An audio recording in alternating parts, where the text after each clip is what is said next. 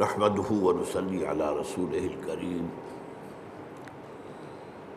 اما بعد فاعوذ بالله من الشيطان الرجيم بسم الله الرحمن الرحيم الحمد لله رب العالمين الرحمن الرحيم مالك يوم الدين إياك نعبد وإياك نستعين اهدنا الصراط المستقيم صراط الذين أنعمت عليهم غير المغضوب عليهم ولا الضالين آمين رب اشرح لي صدري ويسر لي أمري واحلل عقدة من لساني يفقهوا قولي اللهم ربنا ألهمنا رشدنا وأعذنا من شرور أنفسنا اللهم أرنا الحق حقا وارزقنا اتباعه وأرنا الباطل باطلا وارزقنا اجتنابه آمین یا رب العالمین۔ پچھلے جمعے میں ہم نے آیت بسم اللہ پر گفتگو کی تھی اور صرف اس تمہید کے ساتھ کہ یہ آیہ مبارکہ قرآن مجید کی سورتوں کے درمیان تو صرف ایک دفعہ آئی ہے، وہ سورہ نمل میں ہے۔ حضرت سلیمان نے جو خط لکھا تھا ملکہ سبا کو، اس کا آغاز اس سے ہوا تھا انہ من سلیمان وانہ بسم اللہ الرحمن الرحیم۔ باقی جو قرآن مجید کی 113 سورتوں کے شروع میں یا ان سے پہلے جو آیت درج ہے اس کے بارے میں اختلاف ہے کہ آیا یہ ان سورتوں کا حصہ ہے یا نہیں۔ اکثر کی رائے یہ ہے کہ سورتوں کا حصہ نہیں ہے، بلکہ علامت کے طور پر کہ ایک سورت ختم ہو گئی دوسری شروع ہو رہی ہے، اور اسی لیے ان کا شمار بھی نہیں کیا جاتا۔ بعض اوقات بعض لوگوں کی رائے یہ ہے کہ ان کا شمار کیا جائے گا، جب آپ پورے قرآن کی آیات کا شمار کریں گے تو یہ 113 آیات بھی شمار ہوں گی، اور ایک رائے ہے کہ نہیں، انہیں نہیں گنا جائے گا۔ باقی اس میں اصل چیز اللہ کے 3 اسماء مبارکہ، اللہ، الرحمن، الرحیم، ان پر گفتگو ہو چکی ہے۔ اب ہم اللہ کے نام سے سورہ فاتحہ پر گفتگو اپنی شروع کر رہے ہیں۔ یہ بات سامنے آ چکی ہے کہ یہ 5ویں وحی ہے جو حضور پر ہوئی، اور پہلی مکمل صورت ہے جو آپ پر نازل ہوئی۔ اس سے پہلے متفرق آیات نازل ہوئی۔ سورہ علق کے شروع میں 5 آیتیں، سورہ قلم اس کے شروع میں 7 آیتیں، سورہ مزمل کے شروع میں 10 آیتیں، اور سورہ مدثر کے شروع میں 7 آیتیں، پھر یہ 7 آیتیں سورہ فاتحہ کی۔ اس سورہ مبارکہ کے بارے میں یہ سب کو معلوم ہے کہ یہ ہمارے نماز کا جزو لازم ہے، بلکہ نماز نام ہی اس کا ہے، گویا کہ اصل نماز یہی ہے۔ اس لیے کہ ایک حدیث میں جس میں، اور حدیث قدسی ہے، حضرت ابو ہریرہ رضی اللہ تعالیٰ عنہ راوی ہے، مسلم شریف کے اندر روایت موجود ہے، اللہ تعالیٰ نے خود اس سورہ مبارکہ کا تجزیہ کرتے ہوئے فرمایا ہے قسمت الصلاۃ بینی و بین عبدی نصفین، میں نے نماز کو اپنے اور اپنے بندے کے درمیان آدھا آدھا تقسیم کر لیا۔ اور پھر شرح کی حضور نے صلی اللہ علیہ وسلم کہ 3.5 آیتوں میں اللہ کی حمد و ثنا ہے اور اللہ کی بندگی کا اقرار ہے، یہ تو اللہ کا حصہ ہو گیا۔ باقی 3.5 آیتوں میں اللہ سے استدعا ہے، دعا ہے، یہ گویا بندے کا حصہ ہوا۔ تو اس حوالے سے یہ چیز تو بالکل طے ہے کہ یہ 7 آیتوں پر مشتمل ہے۔ البتہ جو لوگ آیت بسم اللہ کو بھی شمار کرتے ہیں پھر یا تو وہ 8 بن جائیں گی، لیکن ساتھ رکھنے کے لیے پھر وہ آخری 2 آیتوں کو ایک کرتے ہیں، صراط الذین انعمت علیہم غیر المغضوب علیہم ولا الضالین، اس کو ایک آیت مانتے ہیں۔ اس لیے آپ نے دیکھا ہوگا قرآن مجید میں وہاں پھر وہ آیت کا گول نشان نہیں ہے، بلکہ وہ 5 کا حصہ لکھا ہوا ہے، یعنی گویا کہ یہاں کچھ اختلاف ہے۔ آج ہمیں اس کی پہلی آیت کے بارے میں بات کرنی ہے۔ الحمدللہ رب العالمین۔ سب سے پہلے ہمیں سمجھنا حمد کسے کہتے ہیں۔ حمد کا ترجمہ عام طور پر کیا جاتا تعریف، کل تعریف ہے اللہ کے لیے، یا تمام تعریف اللہ کے لیے، لیکن یہ ترجمہ اس اعتبار سے غلط ہے کہ تعریف کا لفظ بھی عربی کا ہے اور اس کے خاص معنی ہے۔ تعریف کے معنی ہوتا ہے کسی چیز کی پہچان کروانا، معرفت کروانا۔ ہم کسی سے کہتے ہیں آپ کی تعریف کیا ہے، کیا مطلب ہے؟ آپ اپنا نام بتائیے، یہ نام آپ کی پہچان ہے۔ آپ کی تعریف کیا ہے؟ اس کا مطلب یہ نہیں ہوتا کہ آپ اپنی حمد بیان کریں، اپنی ثنا بیان کریں، اپنے فضائل بیان کریں، اپنے اعلیٰ مقامات بیان کریں، بلکہ تعریف کا مطلب ہے پہچان کروانا، پہچان کرنا بھی نہیں۔ پہچان کرنے کے لیے تعارف کا لفظ آئے گا، تفاعل۔ جیسے تعلیم کے معنی کسی کو علم دینا اور تعلم کے معنی خود علم حاصل کرنا۔ تو تعریف اصل میں مناسب ترجمہ نہیں ہے، لیکن کیا کریں، اور اردو میں مستعمل یہی ہو گیا۔ دوسرا لفظ اس کے لیے جو بہت صحیح ہے وہ ثنا ہے، کل ثنا اللہ کے لیے۔ ثنا کے معنی کیا ہے؟ یہ تثنیہ آپ کہتے ہیں 2، ثنا کے معنی لپیٹنے کے لیے۔ کسی میں جو ہم نے خوبی دیکھی وہی ہم نے اس کے سامنے بیان کی، گویا کہ اس کی خوبی کو اس کی طرف لوٹا رہے ہیں، یہ ثنا ہے۔ کل ثنا اللہ کے لیے ہے، تو جو بھی خوبیاں ہیں جس کی کہ اس اعتبار سے اس کی طرف اس کو لوٹایا جائے تو یہ ثنا ہو جائے۔ اب تیسری بات سمجھیے، تعریف اور ثنا بھی اس کا اصل مفہوم نہیں ہے، اس کا بنیادی مفہوم شکر ہے۔ کل شکر اللہ کے لیے۔ آپ دیکھیں گے کہ حضور سے بھی اور قرآن میں بھی جو مقام شکر کا آتا ہے وہاں پر لفظ حمد آتا ہے۔ آپ کو بھوک لگی ہوئی تھی، نہ قحط بھی تھی، کھانا کھایا، توانائی ایک جسم میں محسوس ہوئی، آپ نے کیا دعا پڑھی؟ الحمدللہ الذی اطعمنی وسقانی وجعلنی من المسلمین۔ اب یہ مقام شکر ہے کہ ہمیں اس نے کھانا دیا ہے، شکر ہے۔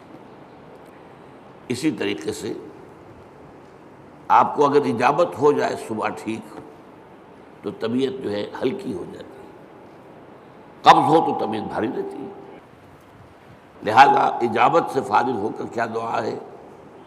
الحمدللہ الذی اذھب عنی الاذی وعافانی۔ اس اللہ کا شکر ہے جس نے مجھ سے اذیت بخش شے کو دور کر دیا، اذیت، اور مجھے عافیت بخشی۔ یہ آپ نے حکما کا قول سنا ہوگا کہ قبض جو ہے وہ 100 امراض کی بنیاد بن جاتا ہے۔ تو گویا کہ یہ جو فضلات ہیں ہمارے جسم سے ان کا نکل جانا، یہ ہمارے لیے ایک بڑی رحمت ہے، اس پر اللہ کا شکر ادا کیا جائے۔ تو جہاں کہیں بھی مقام آئے گا کہ شکر کا لفظ آئے، اب آپ کی آنکھ کھلی صبح، رات بھر کی کیفیت نیند کی جو تھی، آپ کا شعور آپ کے پاس نہیں تھا۔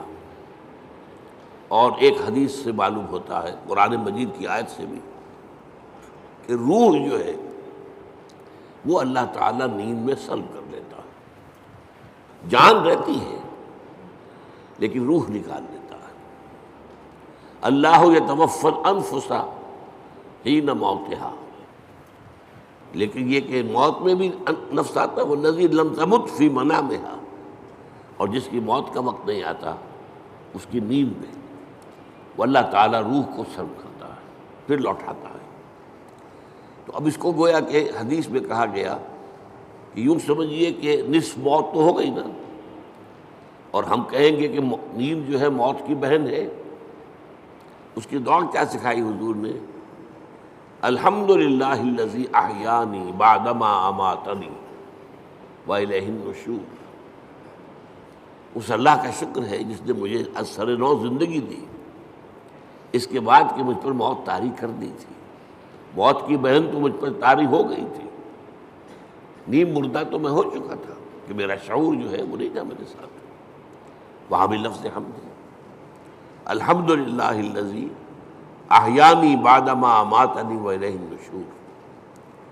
آپ سوچ رہے ہوں گے کہ ہمارے معمولات میں بدقسمتی سے یہ چیزیں شامل نہیں رہی۔ یہ ذکر کی بہت عمدہ شکل ہے، جسے کہتے ہیں کہ حضور نے قرآن میں آیا الذین یذکرون اللہ قیاما وقعودا وعلی جنوبہم، وہ لوگ جو اللہ کو یاد کرتے ہیں کھڑے ہوئے، بیٹھے ہوئے، لیٹے ہوئے، ہر حال میں۔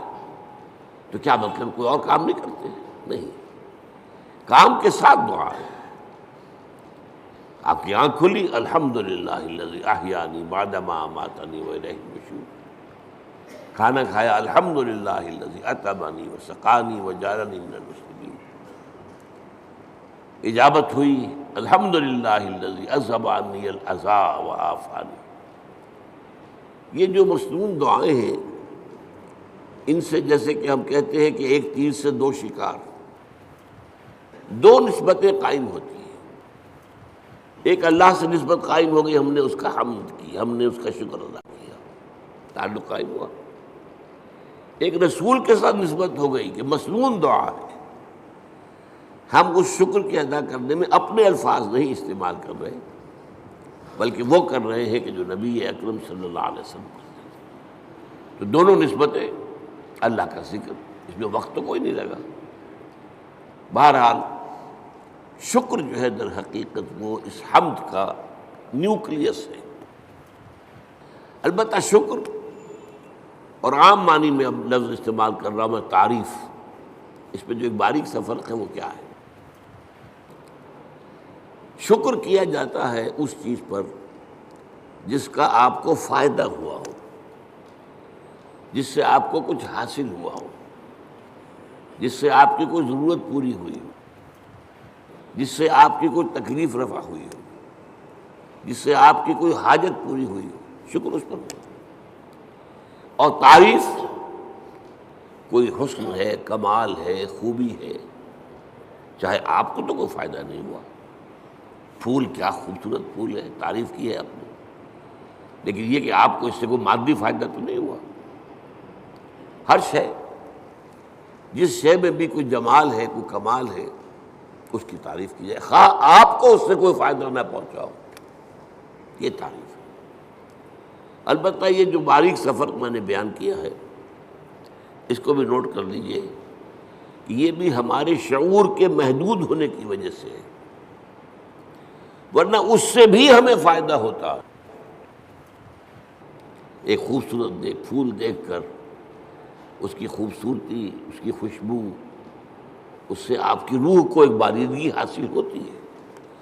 اسی لیے میں نے لفظ استعمال کیا، مادی فائدہ نہیں ہوتا، آپ کی روح کو ایک باریدگی، آپ کی طبیعت میں ایک انشراح، آپ کی طبیعت میں ایک کیفیت پیدا ہوتی ہے۔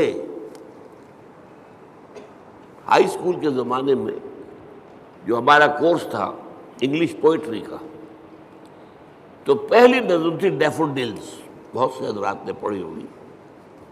وہ نظم کیا تھی کہ شاعر ایک روز سیر پر نکلا ہوا ہے ایک پہاڑی کو عبور کر کے وہ جب اس کی چوٹی پر پہنچتا ہے تو اب دوسری طرف نگاہ گئی، وادی ہے، اور وادی بھری ہوئی ہے ڈیفوڈل کے پودوں سے اور اس کے پھولوں سے، اور پھول لہرا رہے ہیں ہوا کے اندر، ناچ رہے ہیں ہوا میں۔ یہ منظر جو ہے، اب اس سے اسے کوئی فائدہ تو نہیں پہنچا، کوئی بعدی فائدہ نہیں پہنچا، لیکن شاعر اصل میں کہتے ہی اسے جس کا شعور زیادہ زندہ ہو۔ شاعر کہاں سے بنا ہے؟ شعور سے۔ شاعر زیادہ حساس ہوتا ہے، وہی چیز جو آپ نے بھی دیکھی شاعر نے بھی دیکھی، اس نے اس کا ایک زیادہ گہرا اثر دیا۔ تو وہ شاعر کہتا ہے، ورڈزورتھ نام کا شاعر ہے یہ، I gazed and gazed but little thought what wealth the scene to me has brought۔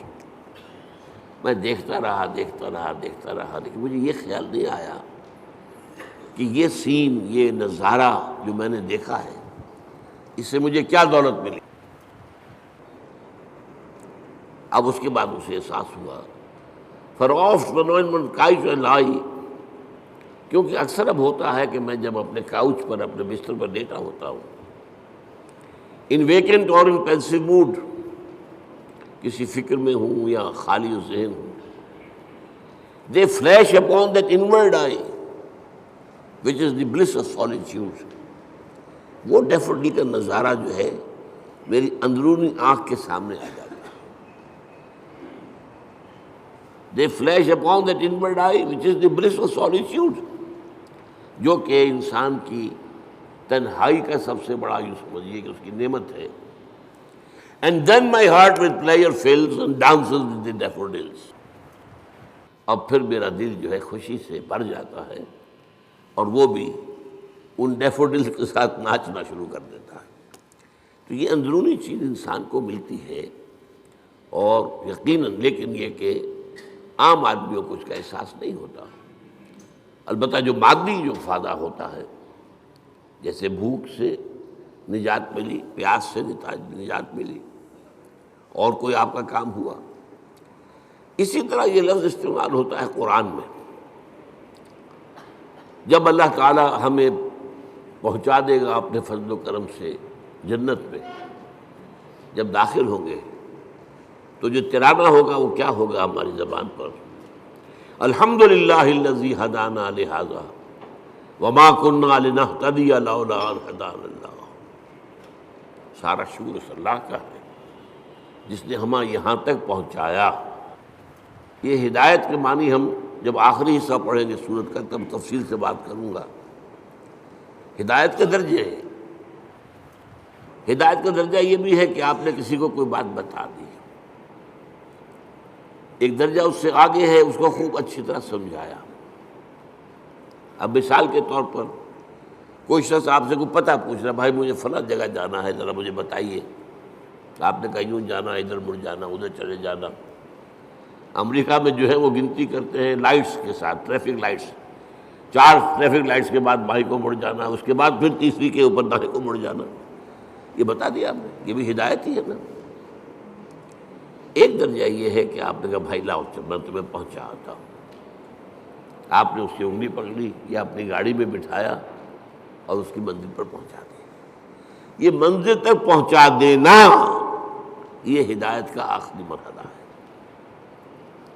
اللہ نے ہدایت کا ابتدائی مرحلہ تو ہمیں کیا، ہمارے اپنے اندر ہدایت موجود ہے، نیکی اور بدی کی پہچان موجود ہے۔ الہمہا فجورہا و تقواہا، ہماری روح کے اندر اللہ کی معرفت بھی ہے اور محبت بھی ہے، موجود ہے۔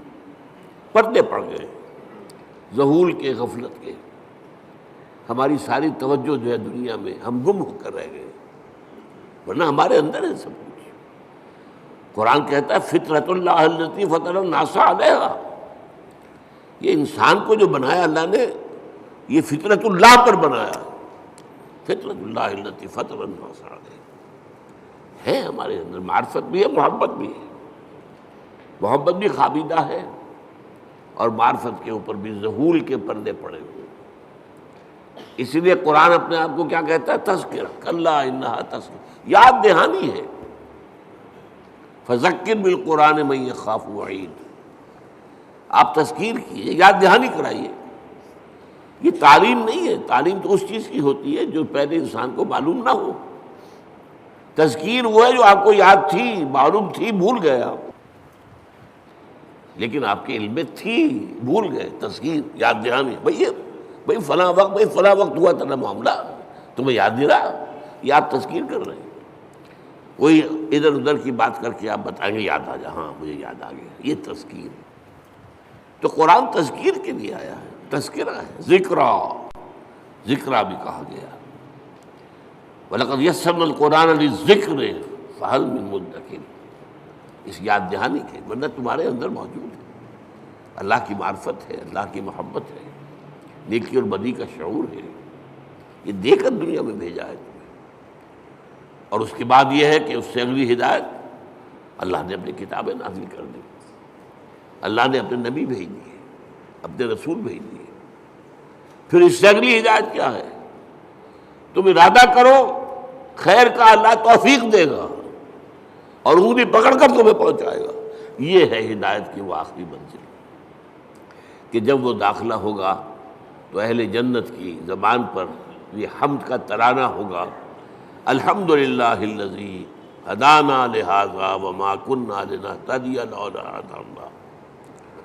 اس میں یہ ہے کہ وہاں پہنچا دینا، لیکن اس دعا کو آپ یاد کر لیجئے۔ کبھی کوئی نئی بات آپ کے علم میں آ گئی تب بھی آیت پڑھیے، یہ اللہ نے مجھے علم دیا ہے، ہم اس قابل نہیں تھے کہ علم خود حاصل کر دیں۔ وہ اس آیت کا ترجمہ کیا ہے؟ کل حمد کل شکر اس اللہ کا ہے جس نے ہمیں یہاں پہنچایا جنت تک۔ ہم پہنچنے والے نہیں تھے، ہم اپنے بل پر، اپنی سمجھ سے، اپنی کوشش سے پہنچنے والے نہیں تھے۔ وما كنا لنهتدي لولا ان هدانا اللہ۔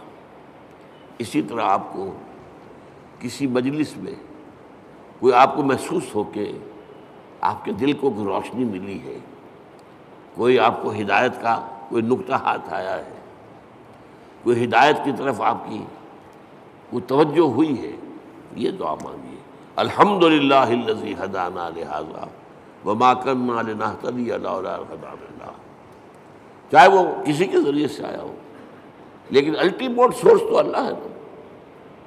خود اس کو کس نے بتایا تھا؟ اللہ نے بتایا تھا۔ ہمیں جس نے سکھایا ہے اسے کس نے سکھایا تھا؟ اللہ نے سکھایا تھا۔ اسی طرح الحمدللہ الذی صدقنا وعدہ واورثنا الارض نتبوأ من الجنۃ حیث نشاء۔ ایک جگہ یہ ترانہ آیا ہے، جنت والے ترانہ جو ہے کل حمد کل شکر اس اللہ کا ہے جس نے ہم سے اپنا وعدہ سچا کر دکھایا۔ اس نے ہم سے کہا تھا کہ تم میرے راستے میں چلو گے میں تمہیں جنت دوں گا، آج ہمیں اللہ نے وہاں پہنچا دیا۔ صدقنا وعدہ، اس نے اپنا وعدہ ہمارے ساتھ سچ کر دکھایا اور ہمیں بنا دیا وارث، اس جنت کی زمین کا وارث بنا دیا۔ ہم جہاں چاہے ڈیرا لگائیں، کھلی چھوٹ ہے ہمیں۔ الحمدللہ الذی صدقنا وعدہ واورثنا الارض، زمین کا ہمیں وارث بنا دیا۔ اس سے بعض حضرات نے سمجھا ہے یہ کہ جنت کی ابتدائی منزل اسی زمین پر ہوگی، زمین کا وارث بنا دیا گیا۔ واورثنا الارض، بعض نے کہا نہیں، ارض سے مراد ارض جنت ہے، جنت کی زمین کا ہمیں وارث بنایا۔ لیکن میری ذاتی رائے بھی یہی ہے، اصل میں حساب کتاب یہی ہوگا، میدان حشر اسی زمین میں ہوگا، اس لیے کہ قصہ زمین برسر زمین، آپ نے نیکی یہی کمائی ہے، بدی بھی یہی کمائی ہے، اس کی سزا بھی یہی ہوگی اور اس کی جزا بھی شروع یہاں ہوگی، لیکن شروع ہوگی، جزا کے مرحلے ہیں، اس کے بعد جنت، آسمانی جنتوں کی طرف عروج ہوگا۔ لیکن وہ جو میں نے کئی دفعہ آپ کو بتایا ہے، قرآن مجید میں ایک نزل کا لفظ آتا ہے، نزل، اور ایک عربی میں ضیافت کا لفظ، ان دونوں میں فرق کیا ہے؟ نزیل کہتے ہیں کسی مہمان کو جب کہ وہ فوراً آیا آپ کے ہاں، نزلہ اترا، کوئی اونٹ سے اترا آپ کے دروازے پر، نزیل ہے، گھوڑے سے اترا آپ کے دروازے پر، نزیل ہے، کسی خچر پر تھا، گدھے پر تھا، اترا، نزیل ہے۔ آج آپ کار سے اترتے ہیں، نزیل ہے، نظرہ تو ہے۔ آتے ہی آپ کیا کرتے ہیں؟ موسم کے لحاظ سے کوئی ٹھنڈا یا گرم، فوری طور پر ٹھنڈا یا گرم جو ہے اس کی تواضع کی جائے گی، پھر ضیافت ہوگی، پھر اہتمام ہوگا، پھر جو ہے آپ اہتمام کے ساتھ کھانا تیار کریں گے، وہ ضیافت ہے۔ یہ جو قرآن مجید میں یہ نقطہ جو ہے بعض لوگوں کو بہت پریشان کرتا ہے، ذرا لطیف مزاج رکھنے والے لوگوں کو، کہ کیا جنت کے اندر اللہ تعالیٰ حوریں ہوں گی، غلمان ہوں گے، شہد ہوگا، دودھ ہوگا، پھل ہوں گے، یہ مادی چیزیں جو ہیں ان کی کیا قدر و قیمت ہے؟ کیا یہی کچھ ملنا ہے؟ اس کا جواب یہی ہے، یہ نزل ہے۔ ابتدائی جو ہے مہمان نوازی اس سے ہوگی، اور کیوں ہونی ہے؟ ایک بندہ مومن اپنے راستے پر اگر وہ چلتا ہے ایمان اور اسلام پر، تو اس دنیا میں نعمتوں میں سے اکثر آلات میں محروم رہتا ہے۔ حلال کے ذریعے سے کہاں آپ پھل لائیں گے، کہاں اپنے بچوں کو پھل کھلائیں گے؟ آپ کو تنگی ترشی کے ساتھ جو ہے آپ نے اپنے نفس کے اوپر بھی قابو رکھا ہے، آپ نے کوئی جنسی جو ہے بے رحمی اختیار نہیں کی ہے۔ یہ جن خواہشات کو جو اللہ نے ہمارے اندر رکھی ہوئی ہیں ان کو کنٹرول کیا، روکا ہے۔ نہن نفس عن الہوا، خواہشات سے اپنے نفس کو روکے رکھا۔ تو میں کہتا ہوں اس کا منطقی جگہ یہی ہونی چاہیے کہ ان خواہشات کی بھرپور تسکین کا سامان کر دیا جائے، جن سے تم نے ہمارے راستے پر چلنے کی وجہ سے اپنے آپ کو محروم رکھا۔ لیکن یہ نزل ہوگا، آخری جنت کے جو نعمتیں ہیں جو اور آگے درجے کھلیں گے، پھر چڑھنا ہوگا، صعود ہوگا۔ اس صعود کے بارے میں تو فرمایا ما لا عین رأت ولا اذن سمعت وما خطر علی قلب بشر۔ وہ جو اوپر کی جنتیں ہیں ان کی نعمتوں کے بارے میں حضور کے الفاظ ہیں، وہ تو وہ ہیں جو نہ کسی آنکھ نے دیکھی، نہ کسی کان نے سنی، نہ کسی کے دل میں ان کا احساس اور ادراک وارد ہوا۔ وہ یہاں بیٹھ کر تو ہم اندازہ کر ہی نہیں سکتے۔ یہ تو ہم اندازہ کر سکتے ہیں نا کہ وہاں انگور ہیں، وہاں کھجوریں ہیں، وہاں جو بھی ہیں پھل ہیں، رمان ہیں، انار ہیں، وہاں دودھ ہے، وہاں شہد ہے، وہاں ہر چیز موجود ہے، یہ تو ٹھیک ہے۔ اگرچہ ان کے ذائقے جو ہوں گے وہ یہاں کے ذائقے کے مقابلے میں، چنانچہ 30 سے جو رکوع ہے سورہ بقرہ اس میں کہا گیا اتوبہ متشابہہ، وہ ملتی جلتی چیزیں ہوں کہ یہ بھی انار ہے، یہ انار، لیکن جنت کا وہ انار کچھ اور ہی ہوگا، یا اس کا ذائقہ آپ کے اس وقت تصور نہیں کر سکتے۔ اس انگور کا ذائقہ کچھ اور ہی ہوگا۔ آپ شہد جو ہے دنیا کا کتنا کھا لیں گے، تھوڑا سا لے کر دل بھر جائے گا، وہ شہد ایسا نہیں ہوگا۔ جیسے وہاں کی آگ ایسی نہیں کہ ایک دفعہ جلا دے تو بس جل گیا جسم، نہیں، پھر کھال دے دی جائے گی، پھر جو ہے دوبارہ اس کے اندر حس پیدا کر دی جائے گی۔ اس لیے کہ حس جو ہے وہ سینسٹیونیس جو ہے وہ تو اسی میں، کھال میں ہے۔ کھال جلنے کے بعد آپ کا گوشت جل رہا ہوگا تو آپ پتہ بھی نہیں چلے گا کیا ہو رہا ہے، اس لیے کہ اس میں سینسیشن ہے ہی نہیں۔ تو بہرحال جنت کی نعمتوں کو میں آپ سے عرض کر رہا تھا کہ یہ یہیں پر میدان حشر ہے۔ اب میرا گمان ہے، اب یہ باتیں جو ہیں وہ یقین کے درجے میں نہیں ہیں، نہ ان کو اس بانی میں آپ لیجئے۔ میرا گمان یہ ہے کہ جہنم اس زمین کے پیٹ میں موجود ہے۔ آپ کو معلوم ہے جو وہاں کی گرمی ہے، جب آتش فشاں پھٹتا ہے تو کیا نکلتا ہے؟ لاوا۔ وہ چٹانیں جو ہیں پگھلی ہوئی، وہ لاوا، وہ سارا تو پیٹ میں ہے۔ اب کیا ہوگا سوچئے، ایک گیند ہے، فٹ بال ہے، اس کے پیٹ میں کچھ ہے، جب آپ اس گیند کو کھینچیں گے ادھر سے ادھر سے، چپٹی ہوگی تو درمیان کی چیز باہر آ جائے گی کہ نہیں؟ وَإِذَا الْأَرْضُ مُدَّتْ وَأَلْقَتْ مَا فِيهَا وَتَخَلَّتْ، وہ دن قیامت کا کیا جب زمین کو کھرچا جائے گا. وَإِذَا الْأَرْضُ مُدَّتْ إِذَا السَّمَاءُ انشَقَّتْ وَأَذِنَتْ لِرَبِّهَا وَحُقَّتْ وَإِذَا الْأَرْضُ مُدَّتْ وَأَلْقَتْ مَا فِيهَا وَتَخَلَّتْ وَأَذِنَتْ لِرَبِّهَا وَحُقَّتْ. اب وہ کھینچیں گے آپ تو اس کے اندر سے درمیان چیز باہر نکل آئے گی، یہ ہوگی جہنم. اس جہنم کا معاملہ اسی زمین میں سے نکلا. پھر وہی لفظ کہہ رہا ہوں، قصہ زمین برسر زمین. لیکن یہ کہ جنت جو وہ ہوگی زمین کی، وہ صرف پہلی منزل ہے اس کی. وہ آپ کہہ لیجئے کہ وہ در حقیقت استقبالیہ ہے جو وہاں پر ہو رہا ہے، اور وہاں پر نزل دیا جا رہا ہے. یہ ساری چیزیں جو گنوائی گئی ہیں قرآن میں، یہ نزل کے درجے میں، پھر اونچے درجے ہوں گے، پھر اونچے درجے ہوں گے. تو بہرحال یہ میری بات کہاں سے چلی تھی؟ الحمدللہ الذی صدقنا وعدہ واورثنا الارض نتبوأ من الجنۃ حیث نشاء. کل شکر اس اللہ کا ہے جس نے ہم سے اپنا وعدہ پورا کیا اور ہمیں زمین کا وارث بنا دیا. یہ زمین جو تھا کہ میں نے کہا اکثر کے نزدیک تو جنت ہے، جنت کی زمین جس کا وارث ہم بنیں گے. لیکن بعض کا خیال، میری رائے بھی یہی ہے، وہ یہی زمین ہے. اس لیے کہ آپ کو معلوم ہے سورہ فجر میں کیا فرمایا؟ وَجَاءَ رَبُّكَ وَالْمَلَكُ صَفًّا صَفًّا. جاء ربک، آ جائے گا تمہارا رب. اللہ تو نزول فرمائے گا، میدان حشر میں آئے گا، یہی مقدمہ ہوگا، یہی عدالت لگے گی.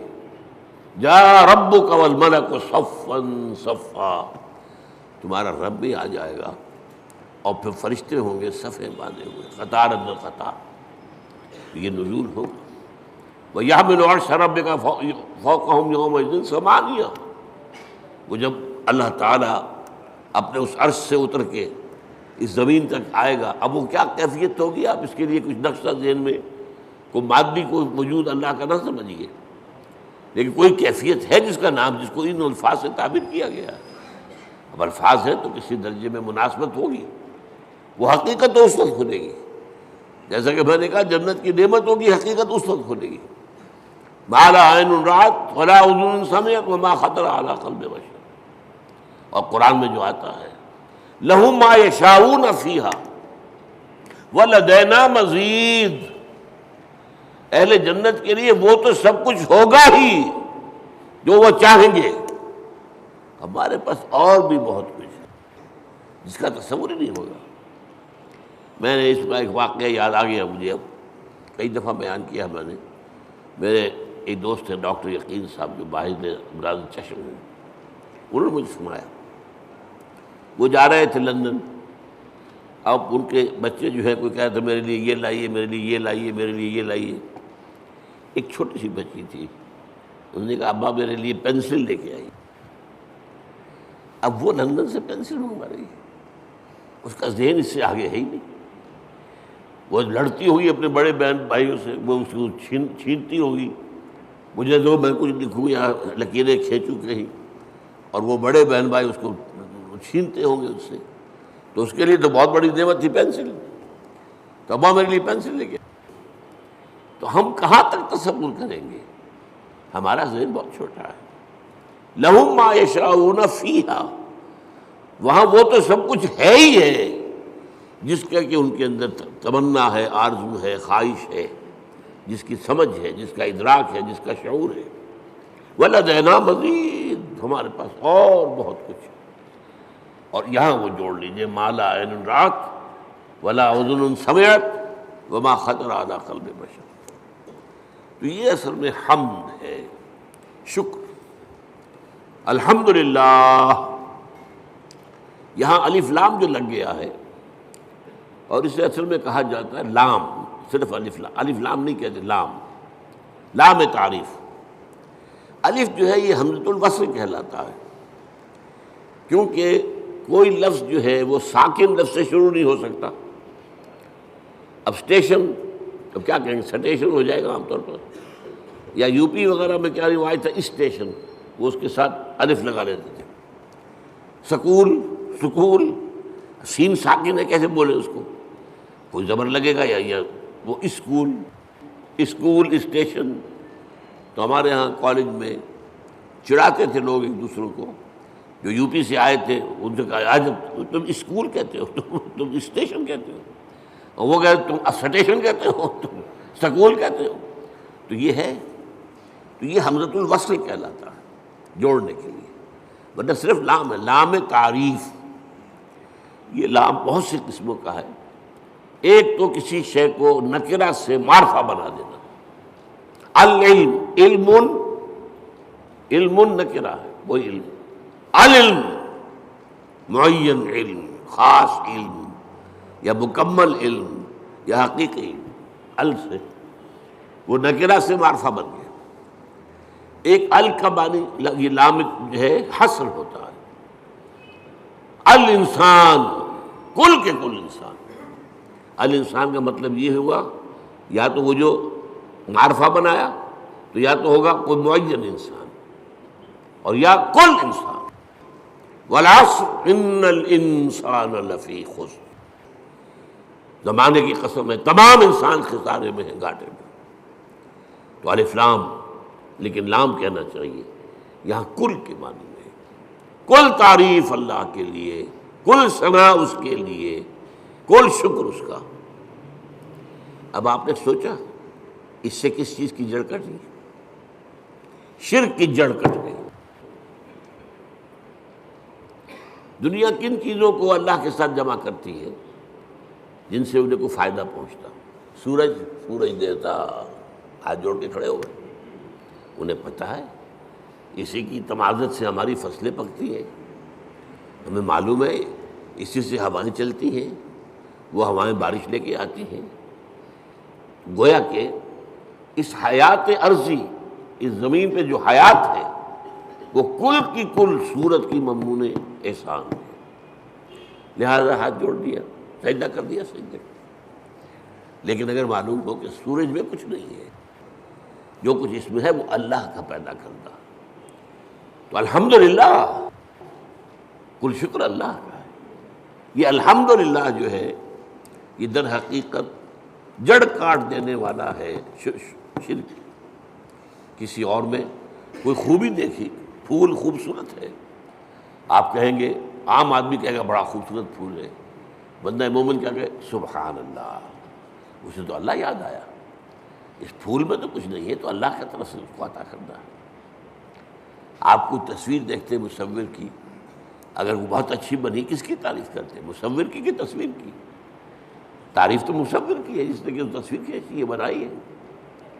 تو در حقیقت الحمدللہ. اور یہ جان لیجیے یہی شکر جو ہے عبادت کی شکل اختیار کرتا ہے. کیوں؟ اس لیے کہ ایک اصول ہے فطرت انسانی کے اندر مضمر ہے، هل جزاء الاحسان الا الاحسان. یہ سورہ رحمان کی آیت ہے. بھلائی کا بدلہ بھلا ہی ہوگا نا.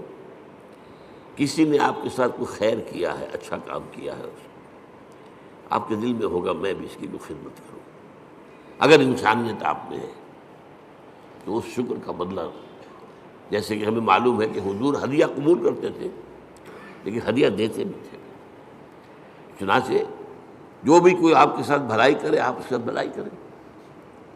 والدین کی بھلائی وہ اتنی ہے کہ ہم کتنی ہی خدمت کر لیں ان کا حق ادا نہیں ہوگا، اور سوائے اس کے کوئی چارہ کار نہیں کہ اللہ ہی سے دعا کریں، اے اللہ ورحمہما کما ربیانی صغیرا. پروردگار جس طرح میرے والدین نے مجھے پالا پوسا جبکہ میں چھوٹا سا تھا، تو ان پر رحم فرما. میں ان کا حق ادا نہیں کر سکتا. بس البتہ یہ کہ انسان مقدور بر تو کرتا ہے، سلیم الفطرت انسان ہو، فطرت کج نہ ہو گئی ہو، پرورٹڈ نہ ہو، تو والدین کی خدمت، بوڑھے والدین کو. آپ کو معلوم ہے صرف 2 چیزیں ہیں جن کے بارے میں کہا گیا ان کو دیکھنا بھی عبادت ہے.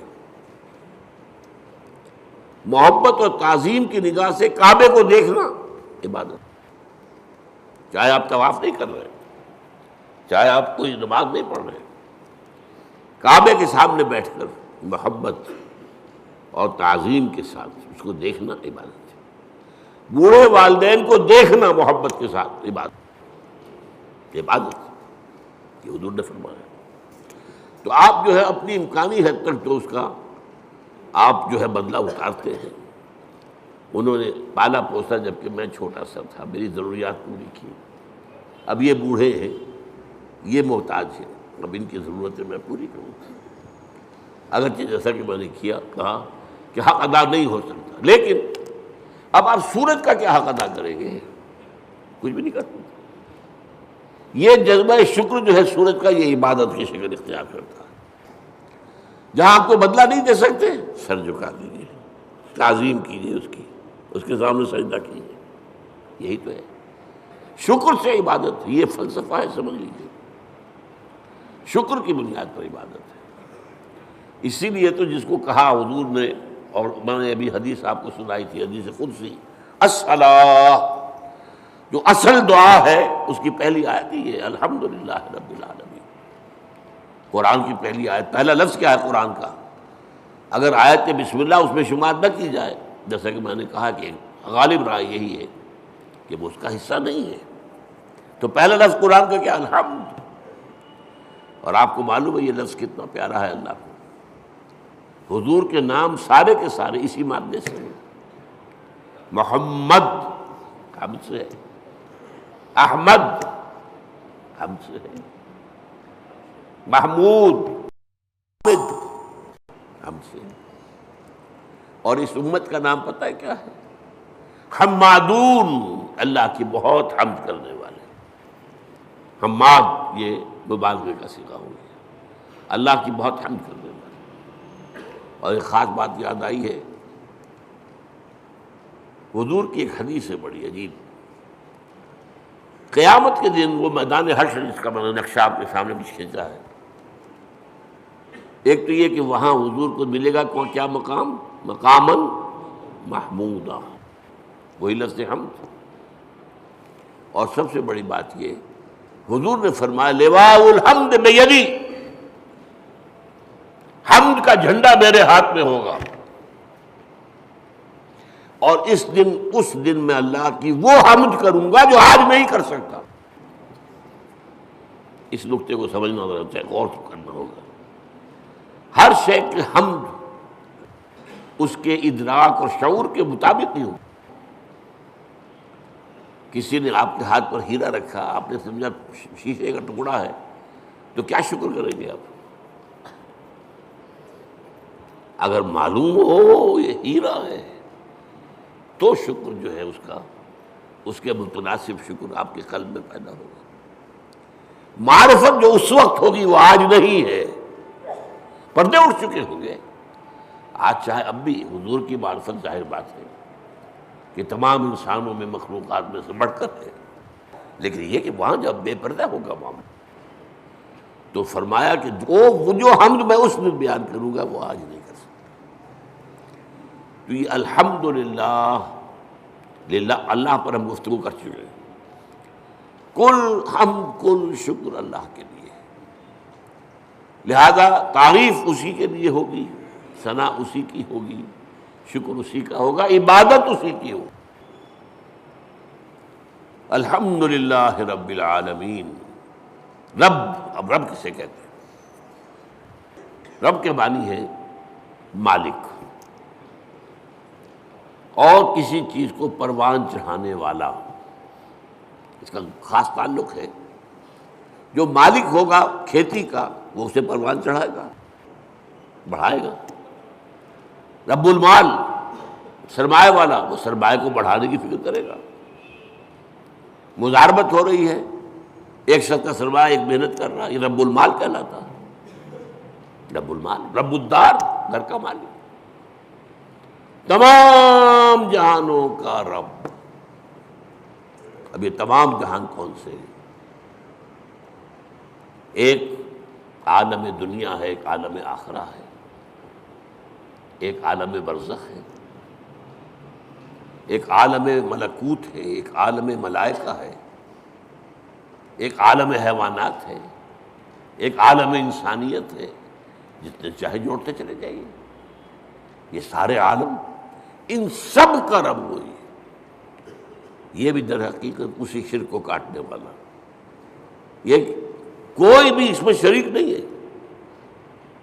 وہ ہے تمام جہانوں کا رب، تمام جہانوں کا مالک، تمام جہانوں کا مختار مطلق، تمام جہانوں کو پرواز چڑھانے والا وہی۔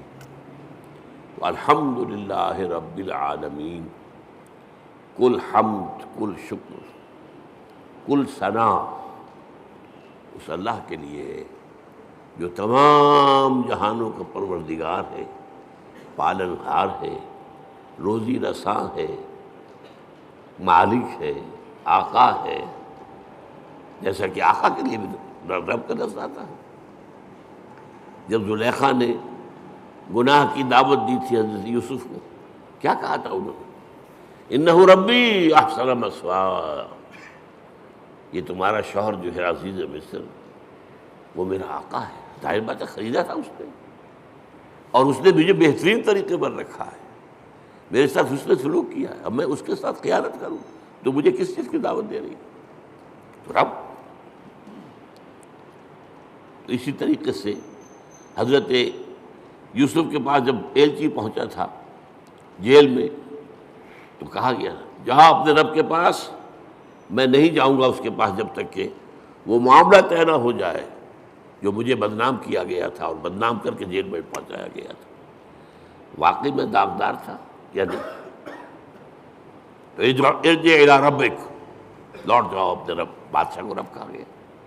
تو رب جو ہے مالک کسی شے کا، رب البیت، رب المال، تو تمام جہانوں کا مالک اور آقا، تمام جہانوں کا پروردگار و پالنہار اللہ ہے۔